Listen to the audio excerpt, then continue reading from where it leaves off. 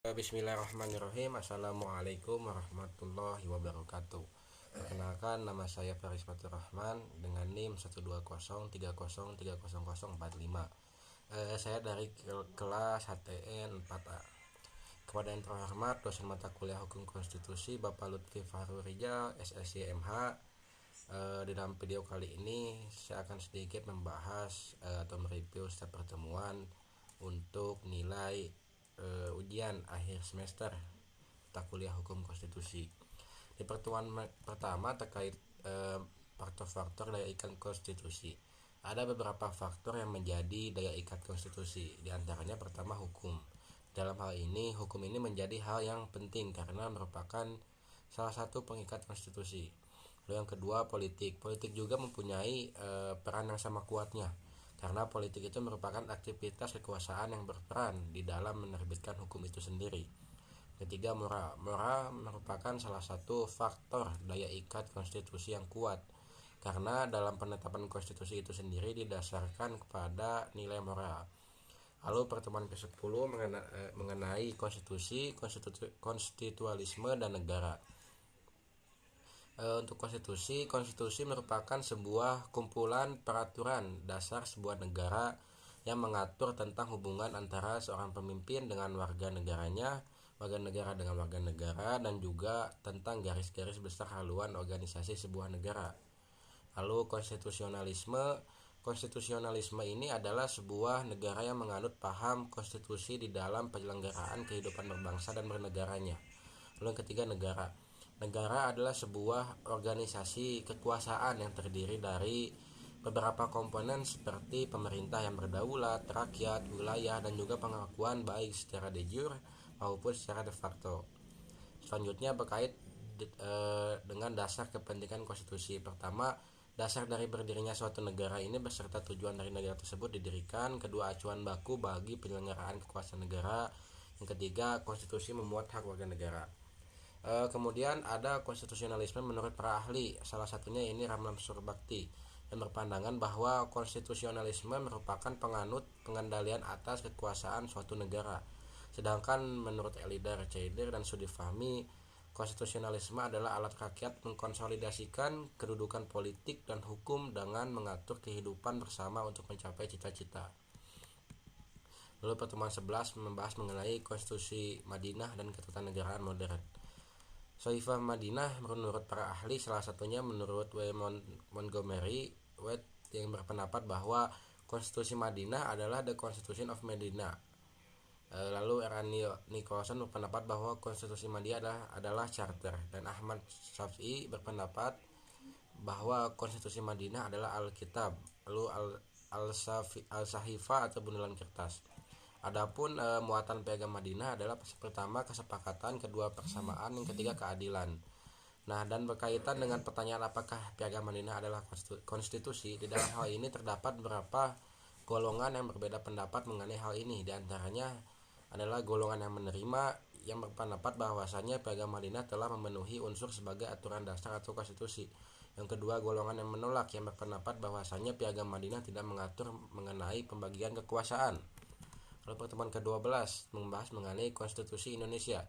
Sebelumnya yang telah kita ketahui bahwasanya konstitusi negara Indonesia adalah Undang-Undang Dasar 1945 yang merupakan kelompok atau aturan dasar yang berada di bawah Pancasila sebagai Gironom atau norma dasar, yang untuk pertama kali disahkannya oleh PPKI tanggal 18 Agustus 1945. Di dalam hal ini terdapat beberapa periode perubahan konstitusi Indonesia, diantaranya adalah pertama periode 18 Agustus 1945 sampai 27 Desember 1949. Lalu yang kedua periode 27 Desember sampai 17 Agustus 1950.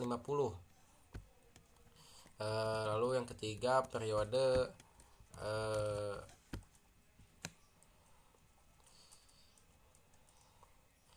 17 Agustus 1950 sampai 5 Juli 1959.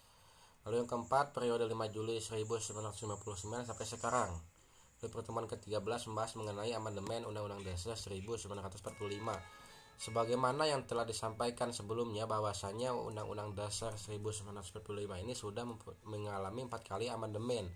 Itu pertama, perubahan 1 yang disahkan pada 19 Oktober tahun 1999 di dalam sidang MPR tahun 1999. Pada perubahan pertama ini telah diamandemen sebanyak 9 pasal. Yang kedua, perubahan yang disahkan pada 18 Agustus tahun 2000 dalam sidang tahunan MPR. Perubahan kedua ini telah diamandemen 25 pasal yang tersebar dalam 5 bab. Yang ketiga, perubahan yang disahkan pada 10 November tahun 2001 di dalam sidang tahunan MPR. Nah, pada perubahan ketiga ini telah diamandemen sebanyak 23 pasal. Yang terakhir, perubahan keempat yang disahkan pada 10 Agustus tahun 2002 dalam sidang tahunan MPR. Pada perubahan keempat ini telah diamandemen sebanyak 13 pasal serta 3 pasal aturan peralihan dan 2 pasal aturan pertambahan. Lalu pertemuan keempat membahas mengenai pengujian konstitusional.